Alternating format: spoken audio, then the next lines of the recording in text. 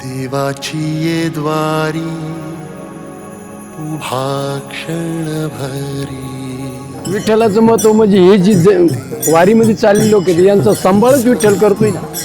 माऊलीच्या रूपानं विठ्ठलच आहे ना, माऊली सांभाळतीच ना आम्हाला।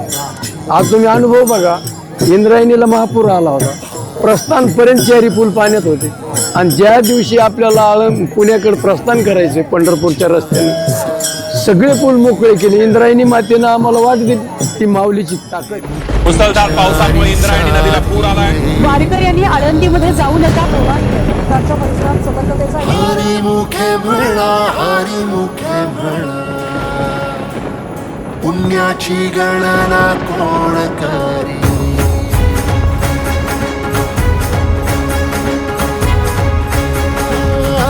आणि माऊली या वाटेवरती सगळ्याला अगदी कुणालाच काही कमी पडून देत नाही। तुम्ही विचार करा, आपण बांधावर गेलो, दगड उचलला तर इचून निघतो, बरोबर? आणि मग आपण ह्या वारीनं कुठेही आमच्या रावठ्या पडतात, कोणाला एवढं काटा सुद्धा टोचत नाही। ही माऊलीची ताकद आहे। आईच्या रूपाने माऊली आम्हाला सांभाळ।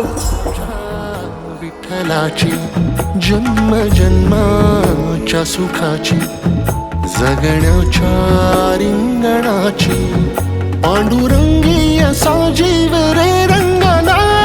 पाऊल बाळाचे धावते मातेसी तैसे विठू पासी जाणे आम्हा।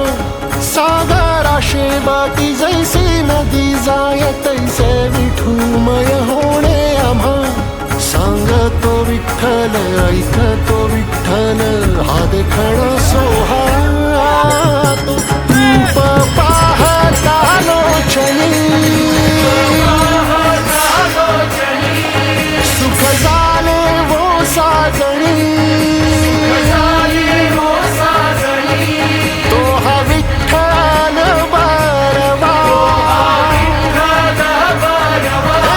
तो हा विठ्ठल बरवा, तो हा माधव बरवा।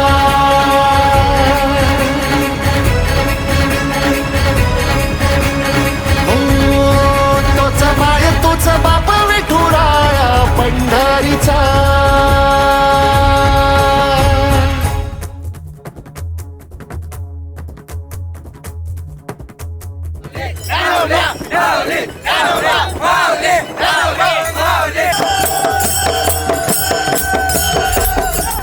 वरदे हरी विठ्ठल, श्री ज्ञानदेव तुकाराम, पंढरीनाथ भगवान की जय।